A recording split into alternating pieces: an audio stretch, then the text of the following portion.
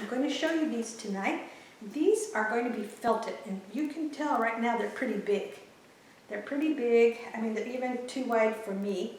So I am going to shrink them a little bit by felting them. And I'm going to show you how I'm going to do that. I'm going to shrink them down to this size. So you can see I've got quite a bit of felting to do. And I'm going to use a process of shocking it, dipping it in cold water and then hot water. This is supposed to shock the fibers, and I'm going to beat it on a washing board, on a washboard. I love washboards. I remember my mom. Don't you remember? Maybe your grandma if you're young enough, or your great-grandma. For me, it was my mom. She would scrub the clothes in the sink with a washboard.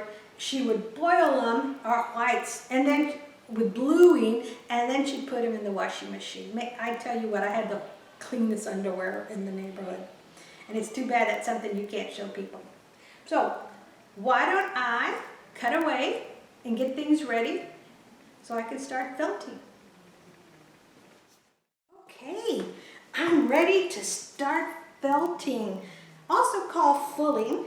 And here we have the mittens. I want to make them a child small, so I knitted them a medium. And since wool yarn, this is 100% wool, untreated, because you do want it to shrink. So washable, superwash yarn is not going to shrink, so you're not going to be able to full it or felt it. And the whole idea is to rough up your fibers so that they form a solid fabric. You won't be able to see the definitions, or it'll tighten up, so it'll become even warmer and more water resistant. So these are going to be really nice mittens. And then here at the cuff, I have a provincial cast on.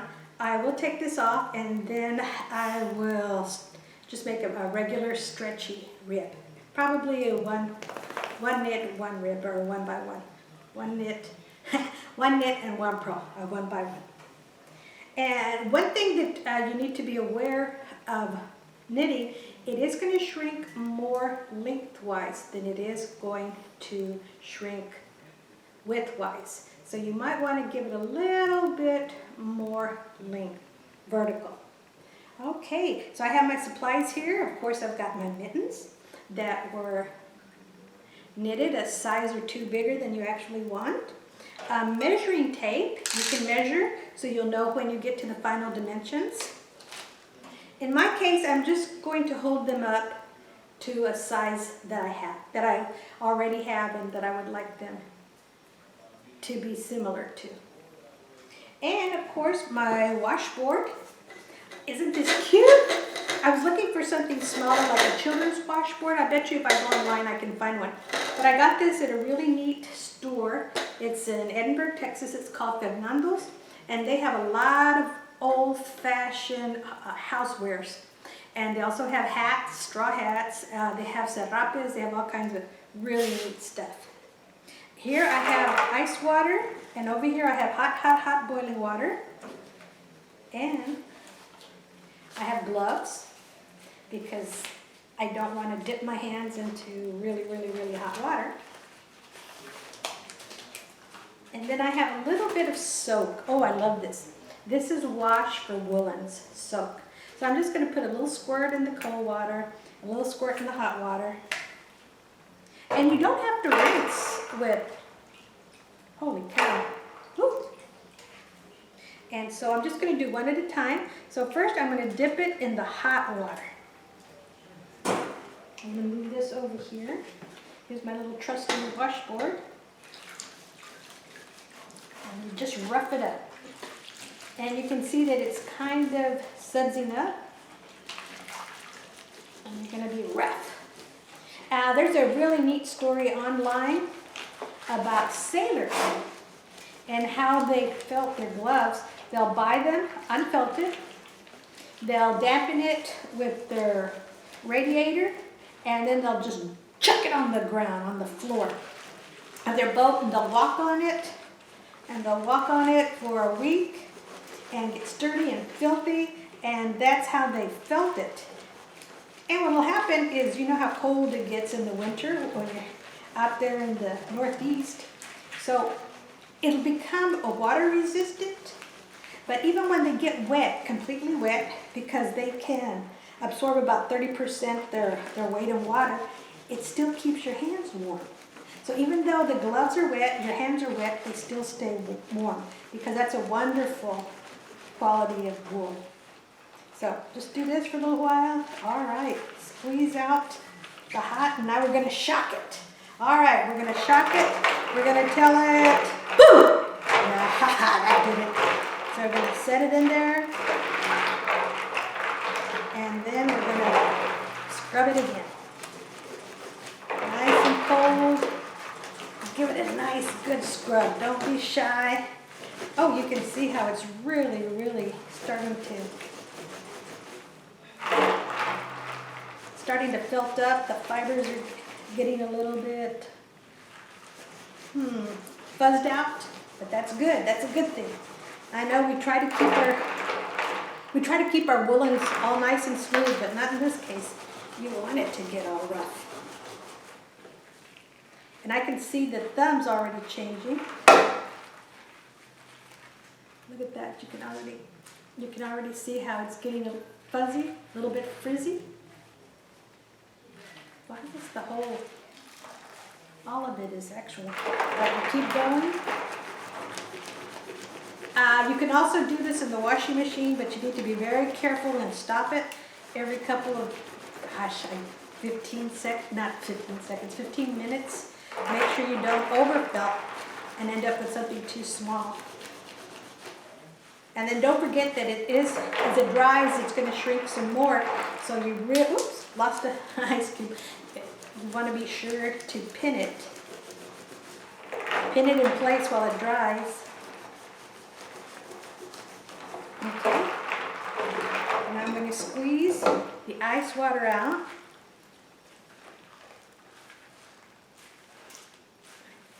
Let me show you how it looks. Let me give you a close-up.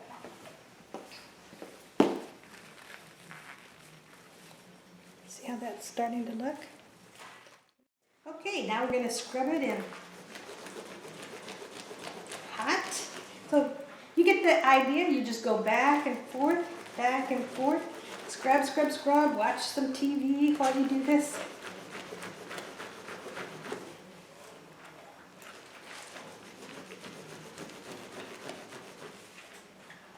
Now you understand why the fishermen thought, oh heck, I'll just get it wet and stomp on it for a week.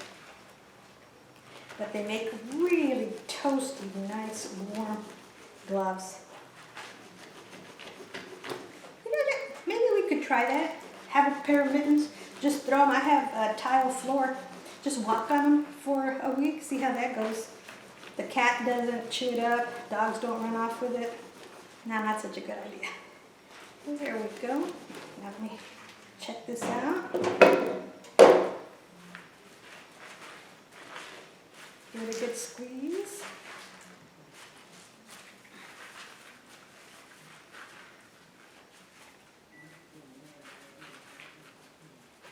Okay, see how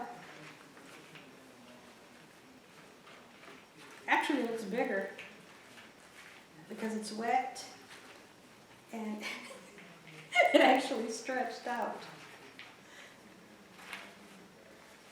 because it's wet. So I have quite a bit of felting to go, and I'll show it to you when I get closer. Hi, I'm back after about, I guess an hour of scrubbing and alternating hot and cold water. Here we have the mitten that has not been washed. You can see the stitch definition very, very clearly.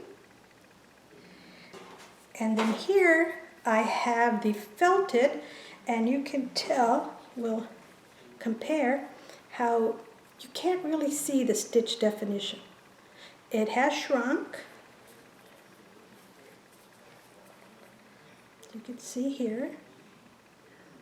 It's not as wide, it's not as long, and it's more solid.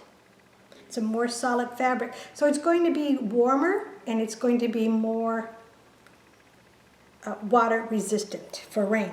And I used this mitten for the pattern, for the length.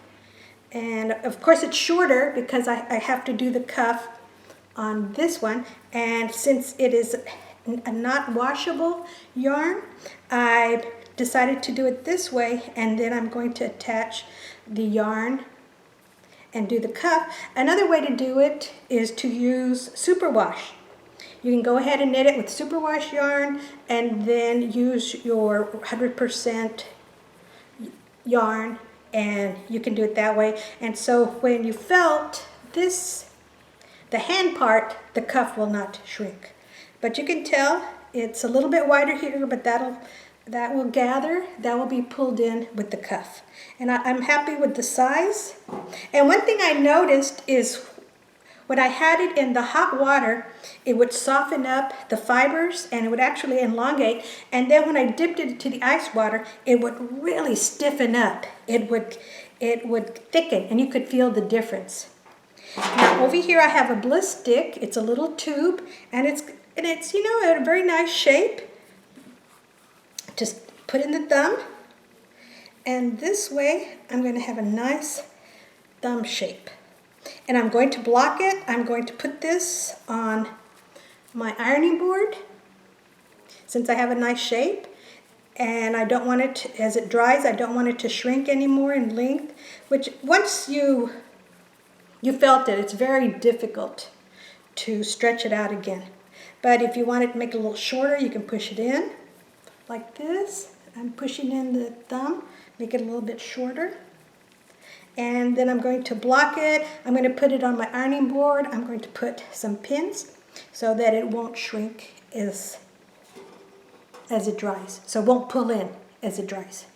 So it'll stay the size I want it to be. All right, so I'm going to let this dry overnight.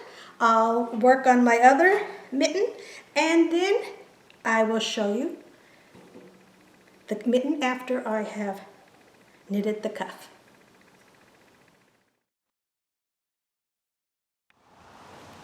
Hi there, I'm outside. It's a beautiful sunny day. It's about 90 degrees, it's breezy, the wind is kind of cool. I thought it'd be just the perfect place to dry my mittens. And over here, you can see we've got the mittens. They're drying in the South Texas sun. And I washed them, and I felted them last night. They're still damp, and I just put them outside after work. So hopefully with another couple of hours, probably overnight, who am I kidding? It's so dense. The fabric is so dense, it's going to take a while. And in this one, I was able to put a lip gloss tube. It's in the shape of a thumb. And this one I have a tube of bliss stick.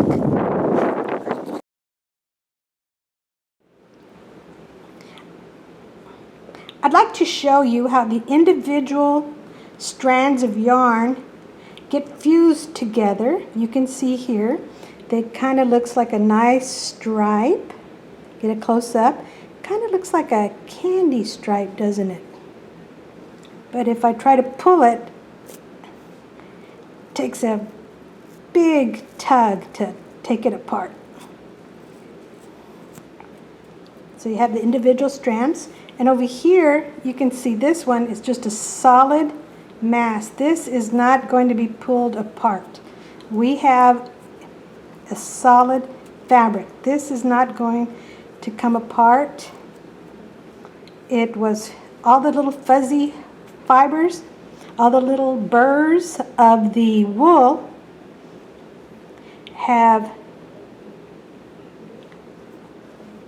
tangled up and created this fabric.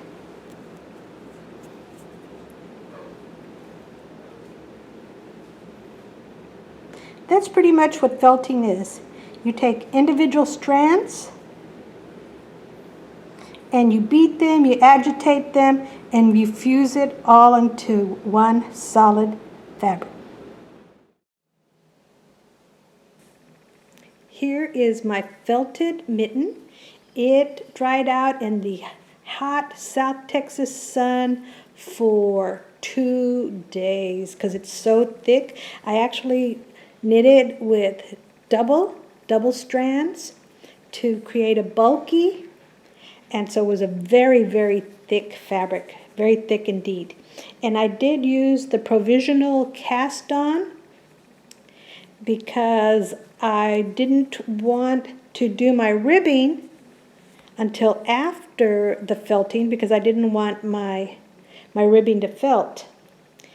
And what I do recommend, I used regular cotton cording, and it did get it did shrink some, so the holes that I'm going to try to be casting on from or picking up stitches, actually picking up stitches, are very, very small. Can you see those? Let's see if we can get a little closer. There you go. Very, very small. So what I would recommend, this is a really nice cording. You can tell it's different from the cotton because it's shiny. It has that plasticky polyester nylon feel. And what I would also recommend is go ahead and use 2 strands because I was working with the equivalent of a bulky. So you want to kind of have the same width holes. So when you come back and you're going to pick up those stitches, your holes aren't going to be so small. This is a nice slick nylon or a polyester cording. So here we have, as I mentioned, the provisional cast on. And we're going to take it off. We're going to take it off very, very carefully. We're going to pull it off.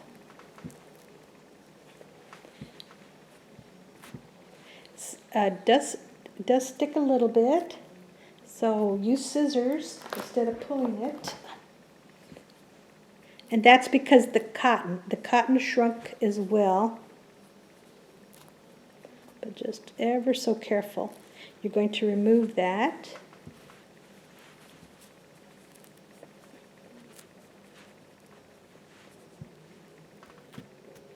Okay, all the way around. Now on this side, I've already started picking up some of the stitches, and you can see them here. And these were picked up on the same side as these stitches. Oh, let's pick up this one. And I'm going to use a crochet hook. It's kind of tiny. Go in there. Pull out the 2 strands that I'm working with for my ribbing. Then slip them onto my wonderful cubic size 6 needle. So there's that one. And I've already done one, but you know what? It's slipped off there. So that's okay. We'll let that one slip off. Now, these, if you notice, they have a really cute bump. That's the purl side. I prefer, in this case, to pick up the stitches from the wrong side. And you can tell here, see how it's smooth? Has a smooth transition. It doesn't have the pearls because the pearls ended up on the front. But I like that. That is kind of like a ridge, and I like that ridge. The final product, look at that. Isn't that nice?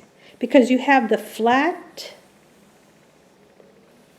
felting, and then you have that nice ridge. That nice ridge. And look over here. I didn't do that according to pattern. So somehow I skipped a knit and I have 2 pearls together, but you know what? I like that. I like that. So I'm going to copy it on the other mitten, so it's going to look like a design element. And even if I didn't copy it, it's still going to be pretty. Still going to look nice. So that's what you do. You just pick up your stitches. And I like picking them up, like I said, on the wrong side. So you've got your hole there, and you want to be sure to pick up the 2 strands of yarn. And then you're just going to knit. Once you have them, you're just going to knit like regular. And you're going to do your pattern, whatever your pattern was. If you're doing one knit, 1 purl, it depends what you want. If you want a 1-1 or if you want a 2-2 ribbing, you just do whatever you want to. And you've got your stitches. I need to pick that one up as well. And you just pick it up and you just stitch. You just do your ribbing like normal, and there you have it. Okay, so that's, oh, and I love this yarn. It's so squishy, so pretty. So let me show you the final mitten. How about them apples? Look at that. Here you have the nice, firm, felted hand. And over here you have the rib, the still stretchy rib. Very thick, very cushy. Some little kid is going to enjoy wearing these next winter.